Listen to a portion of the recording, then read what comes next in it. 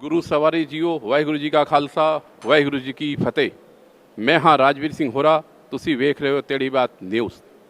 ਅਸੀਂ ਸੱਚ ਵਿਖਾਉਂਦੇ ਹਾਂ, ਅਸੀਂ ਸੱਚ ਕਹਿੰਦੇ ਹਾਂ, ਡੰਕੇ ਦੀ ਚੋਟ ਤੇ ਕਹਿੰਦੇ ਹਾਂ।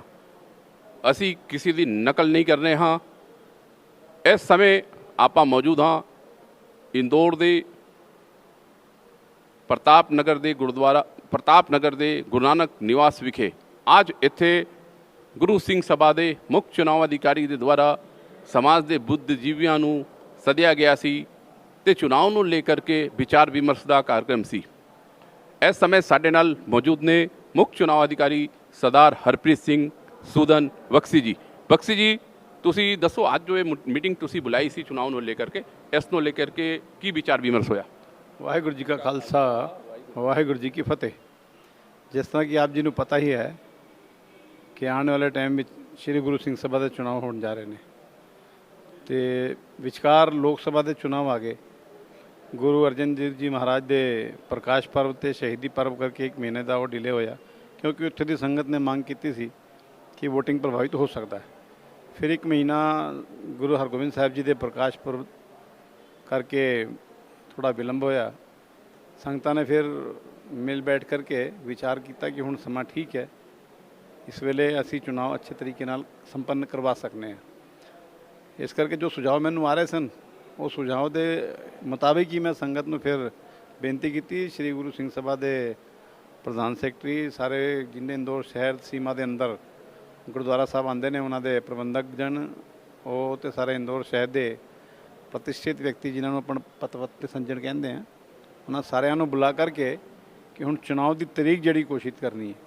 ਕਿਉਂਕਿ ਸਾਡੀ ਗੱਲ ਪ੍ਰਸ਼ਾਸਨ ਨਾਲ ਵੀ ਹੋਈ ਹੈ, ਉੱਚ ਨਿਆਲੇ ਤੋਂ ਵੀ ਜਿਹੜਾ ਤੁਹਾਨੂੰ ਪਤਾ ਹੀ ਹੈ ਪਹਿਲਾਂ ਜੋ ਨਿਰਣਾ ਆਇਆ ਸੀ, ਪਰਮ ਸਤਿਕਾਰਯੋਗ ਅਕਾਲ ਤਖਤ ਸਾਹਿਬ ਤੋਂ ਵੀ ਜਿਹੜਾ ਹੁਕਮ ਆਇਆ ਹੋਇਆ, ਉਹ ਸਾਰਿਆਂ ਦਾ ਸਾਮੰਜਸ ਬਿਠਾ ਕਰਕੇ ਇਹਦੇ 'ਚ ਪਹਿਲਾਂ ਮੰਗ ਕੀਤੀ ਕਿ ਕੁਝ ਲੋਕਾਂ ਨੇ ਕਿਹਾ ਕਿ ਅੱਧੀ ਪ੍ਰਕਿਰਿਆ ਕਿਉਂਕਿ ਪਹਿਲਾਂ ਹੋ ਗਈ ਹੈ, ਟਾਈਮ ਬਹੁਤ ਲੱਗਣਾ, ਇਸ ਕਰਕੇ ਉਹ ਕੰਟੀਨਿਊ ਕੀਤਾ ਜਾਵੇ ਪ੍ਰਕਿਰਿਆ ਨੂੰ। ਕੁਝ ਸੰਗਤ ਦਾ ਕਹਿਣਾ ਸੀ ਕਿ ਕਈ ਲੋਕ ਰਹਿ ਗਏ ਨੇ ਜੋ ਚੁਣਾਵ ਲੜਨਾ ਚਾਹੁੰਦੇ ਨੇ ਤੇ ਨਵੇਂ ਸਿਰੇ ਤੋਂ ਉਹ ਪ੍ਰਕਿਰਿਆ ਪ੍ਰਾਰੰਭ ਕੀਤੀ ਜਾਏ।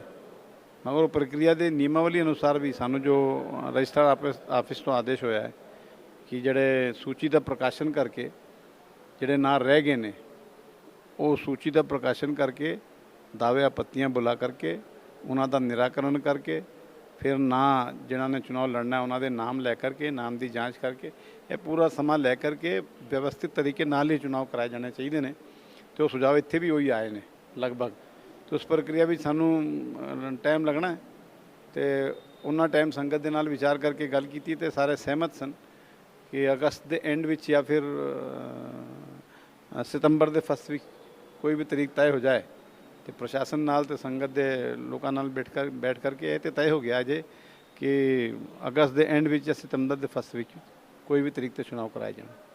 ਜਿਸ ਤਰ੍ਹਾਂ ਤੁਸੀਂ ਹੁਣੇ ਦੱਸਿਆ ਕਿ ਜੋ ਚੁਣਾਵੀ ਪ੍ਰਕਿਰਿਆ ਪਹਿਲੇ ਹੋ ਚੁੱਕੀ ਹੈ, ਲੇਕਿਨ ਜਿਨ੍ਹਾਂ ਨੇ ਨਾਮੀਨੇਸ਼ਨ ਭਰ ਦਿੱਤਾ ਹੈ, ਜਿਨ੍ਹਾਂ ਦੇ ਫਾਰਮ ਭਰੇ ਗਏ ਨੇ, ਉਹਦੇ ਇਲਾਵਾ ਕੁਝ ਹੋਰ ਲੋਕ ਵੀ ਚੁਣਾਵ ਲੜਨਾ ਚਾਹੁੰਦੇ ਨੇ, ਉਹਨਾਂ ਨੂੰ ਫਾਰਮ ਭਰਨੇ ਦਾ ਮੌਕਾ ਤੁਸੀਂ ਦੇਣ ਦੀ ਗੱਲ ਕਰ ਰਹੇ ਹੋ। ਲੇਕਿਨ ਜੋ ਫਾਰਮ ਜਿਨ੍ਹਾਂ ਨੇ ਭਰ ਦਿੱਤਾ ਹੈ, ਉਸ ਫਾਰਮ ਨੂੰ ਰਿਜੈਕਟ ਕਰੋਗੇ ਕਿ ਇਨਕਲੂਡ ਕਰਕੇ ਤੁਸੀਂ ਪ੍ਰਕਿਰਿਆ ਨੂੰ ਆਰੰਭ ਕਰੋਗੇ? ਜੇ ਅਗਰ ਰਿਜੈਕਟ ਕਰਦੇ ਹੋ ਤਾਂ ਪ੍ਰਕਿਰਿਆ ਲੰਬੀ ਹੋਏਗੀ, ਔਰ ਅਗਰ ਤੁਸੀਂ ਅੱਗੇ ਉਹਨੂੰ ਇਨਕਲੂਡ ਕਰ ਲੈਂਦੇ ਹੋ ਤਾਂ ਪ੍ਰਕਿਰਿਆ ਛੇਤੀ ਨਿਪਟੇਗੀ। ਇਸ ਨੂੰ ਲੈ ਕੇ ਤੁਸੀਂ ਕੀ ਸੋਚਦੇ ਹੋ?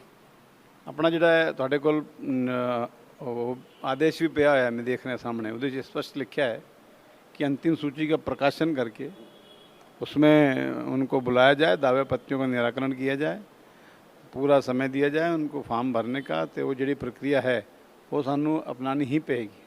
नहीं, जो पहले फार्म भरे सन चुनाव लड़न वाले कि वो सारे फार्म रद्द किए जाएंगे, उन्होंने कि दोबारा फार्म भरना पएगा या जो रह गए ने सिर्फ उन्हों का ही फार्म भरवाया जाएगा? हाँ, ये गल तुसीं हुणे नवीं कही है तो उसदे बारे अपन विचार करके संगत दे नाल या अपने ਜਿਹੜੇ अपन कहते हैं कि प्रतिष्ठित लोग हैं ਜਿਹੜੇ ਇਹਦੇ ਵਿੱਚ ਪਾਰਟਿਸਿਪੇਟ नहीं कर रहे मगर समाज के हित भी सोचते हैं, ये जो लोगों के नाल विचार करके कंटिन्यू करना होगा तो कंटिन्यू कर देंगे। विचार आए कि नहीं भी फिर तो भरा लो, तो जो संगत कहेगी।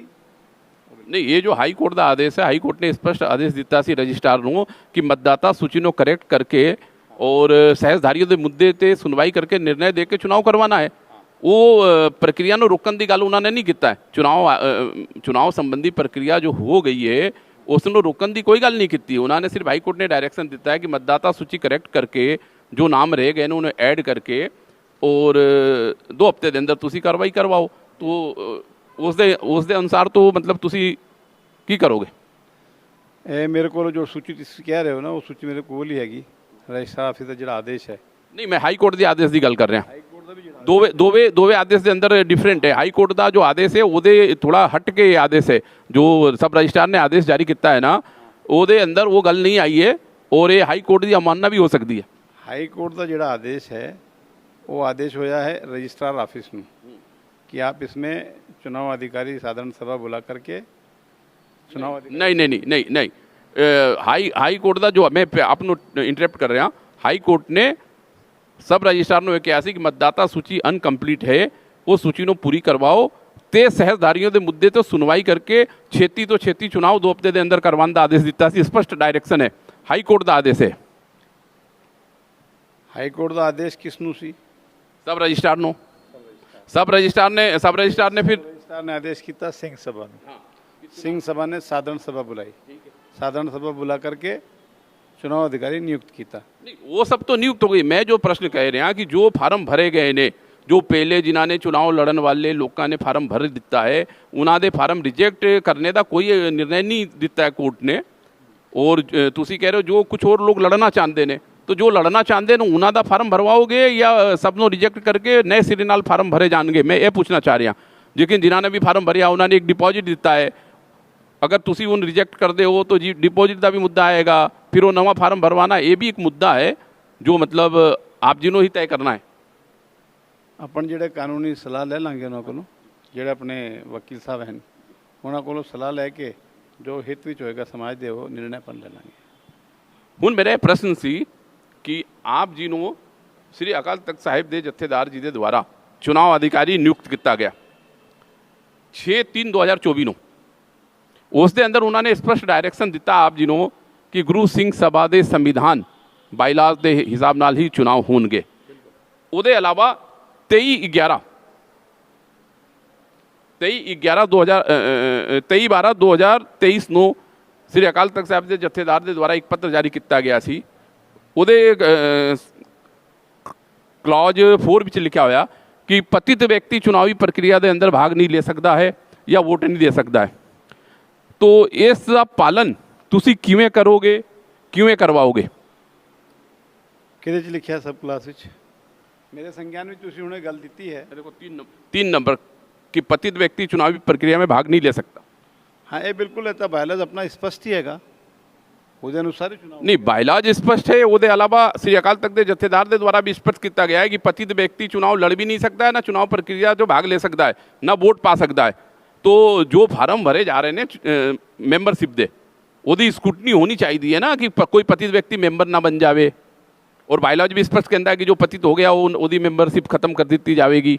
इस ਨੂੰ लेकर के ਤੁਸੀਂ ਕੀ ਆਸ਼ਵਾਸਨ ਦੇਣਾ ਚਾਹੁੰਦੇ ਹੋ ਸੰਗਤ ਨੂੰ ਕਿ ਪਤਿਤ ਅਕਾਲ ਤਖਤ ਸਾਹਿਬ ਜੀ ਦੇ ਦੋਵੇਂ ਪੱਤਰ ਦਾ ਅਛਰਸਾ ਪਾਲਨ ਤੁਸੀਂ ਕਰਵਾਓਗੇ ਜਾਂ ਕੀ ਸੋਚਦੇ ਹੋ, ਕੀ ਕਰੋਗੇ? ਬਿਲਕੁਲ ਅਕਾਲ ਤਖਤ ਸਾਹਿਬ ਨੇ ਜੋ ਹੁਕਮ ਕੀਤਾ ਹੈ ਉਹਦੇ ਬਾਰੇ ਤੇ ਕੋਈ ਕਿੰਤੂ ਪਰੰਤੂ ਹੋ ਹੀ ਨਹੀਂ ਸਕਦਾ ਨਾ। ਤੁਸੀਂ ਅਗਰ ਕੁਐਸਚਨ ਕਰ ਰਹੇ ਹੋ तो ਤੁਸੀਂ ਅਕਾਲ ਤਖਤ ਸਾਹਿਬ ਤੇ ਕੁਐਸਚਨ ਕਰ ਰਹੇ। नहीं मैं आप नाल पूछ रहा, क्वेश्चन नहीं कर रहा, मैं आप नाले पूछ रहा ਇਹਦਾ ਪਾਲਨ ਤੁਸੀਂ ਕਰਵਾਓਗੇ ਜਾਂ ਨਹੀਂ। मैं अकाल तख्त ਦੇ ਆਦੇਸ਼ ਦੀ ਪਾਲਣਾ ਦੀ ਗੱਲ ਕਰ ਰਿਹਾ। मैं उस आदेश के उत्ते सवाल नहीं चुक रहा। मैं आप जी नाल पूछ रहा कि मुख्य चुनाव अधिकारी तुसी बने हो, ये दोवे पत्रों का पालन आप नो कराने की जिम्मेवारी है, जवाबदारी है और सिख मर्यादा के तहत आप नो पालन करवाना ही जरूरी है। तो मैं यही जानना चाह रहा कि ये दोवे का पालन तुसी किवें करवाओगे? मैं तो निमाणा जा सेवादार हाँ और अकाल तख्त साहब के हुक्म के सामने नहीं उन्होंने समक्ष महाराजा रणजीत सिंह जी ने अपना सिर निवा के ते जिहड़ी तनख्वाह उन्होंने लाई गई सी वो कबूल की सी। ते मैं तो बहुत ही तुच्छ सेवादार हाँ, छोटा जिहा, और अकाल तख्त साहब का हुक्म तो अक्षरशः पालन होना। तुसी करवाओगे ना पालना?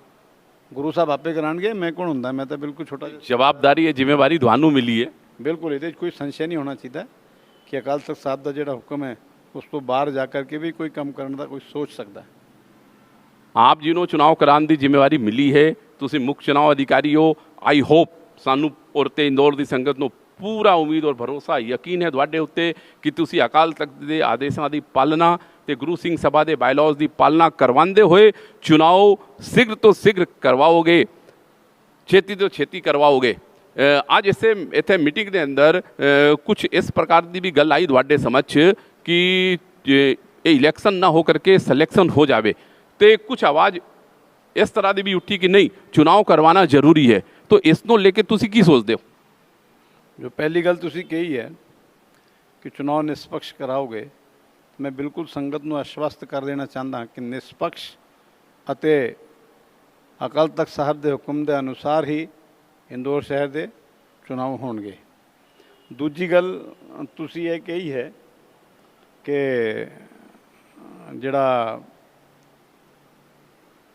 चुनाव का मामला जिहड़ा दो प्रकार की गल्लां आई ना इत्थे कि निर्वाचन किस प्रकार का होना चाहिए, इलेक्शन हो जाए या सिलेक्शन हो जाए, तो जिहदे बारे च मैं तुसी आप मीटिंग में हैगे सो, मैं स्पष्ट रूप में किया कि समाज के हित विच समाज का भाईचारा बना रहे, समाज के अगे साडी जिहड़ी पनीरी आ रही है उन्होंने समाज की एकता ले जा करके असीं देईए, ये साडा दायित्व है। साडी मगर चुनाव की प्रक्रिया चलती रहेगी, जिहड़ा 35 40 45 दिनों का जिहड़ा भी समा है उहदे विचकार अगर साडे समाज का हित सोचने वाले भी बहुत बंदे हैं जिहड़े मीटिंग में हैगे सी, जिहड़े साडे समाज का नेतृत्व बिना पद दे भी करते आ रहे हैं, इहो जिहे लोग भी इत्थे बैठे सन। उन्हां दा सब दा चिंता का जिहड़ा विषय हैगा सी कि समाज वटांदरा होंदा जा रहा, समाज के हिस्से होंदे जा रहे हैं। अगर किसी मुद्दे ते बैठ करके आपसी सहमति बन जाती बहुत अच्छी गल है, सबने प्रयास भी करना चाहिए, मगर ये स्थिति अगर नहीं बनती है तो चुनाव तो असीं कराना ही है, जिहड़ी साडी सेवा लगी है। बड़ी बेबाकी नाल तुसी अपनी गल रखे हो, तुसी संगत नूं आश्वस्त भी कर रहे हो, गुरु सिंह सभा के विधान ते अकाल तख्त जथेदार दे आदेश की पालना करवाते हुए तुसी अगर जरूरी होया तां चुनाव होणगे। अगर कोई संगत दे राय मशवरे नाल अगर कोई बीच दा रास्ता निकल सकता है जो समाज दे हित दे लिए होवे और सिलेक्शन हो सकता है तो उस तो लेके भी तुसी पूरी कोशिश करोगे। वाहिगुरु आप जी नूं इस कार्य करन दी बल बख्शन, संगत का पूरा आप जी नूं सहयोग मिलता रहेगा। आप जी दे काबिलियत के उत्ते इंदौर की संगत नूं रत्ती भर भी शक नहीं है। तुसी जो भी काम अपने हाथ लेंदे हो ये मतलब सर्वविदित है कि वो सिर मत्थे प्रवान होंदा है। परंतु मैं अपनी एक गल और करके ख़त्म करना चाहांगा कि शांति दे लई जिस तरह युद्ध अपरिहाय हो जाता है कदी कदी कि शांति स्थापित करने लई युद्ध भी करना पैंदा है। जिस प्रकार महाभारत के अंदर पांडवां ने 5 गांव मंगे सन पर वो 5 गांव नहीं मिलने के बाद युद्ध के मैदान विच फैसला होया जो 18 दिन के अंदर फैसला हो गया सी। तो हो सकता है कि गुरु सिंह सभा का चुनाव करवाना अपरिहाय भी हो सकता है कि कुछ लोग इस गल नूं न मनन। उन्हां दी मतलब जिद है कि चुनाव ही होने चाहिए हन, तो चुनाव अगर होना है तो चुनाव हो जाने चाहिए हन, ताकि समाज जो पिछले 10-12 साल नाल वेख रहा है, एक पूरी पीढ़ी बदल चुकी है। उन्होंने कुछ पता नहीं है कि समाज के अंदर की हो रहा की नहीं हो रहा। समाज के अंदर बस हमेशा टूट फुट की गल होंदी है, गुटबाजी की गल होंदी है। असी गुरपुरब प्रकाश परब के उत्ते भी देखने कि घड़ेबाजी होंदी है, कोई सेवा करता है तो कोई सेवा नाल दूर रहिंदा है।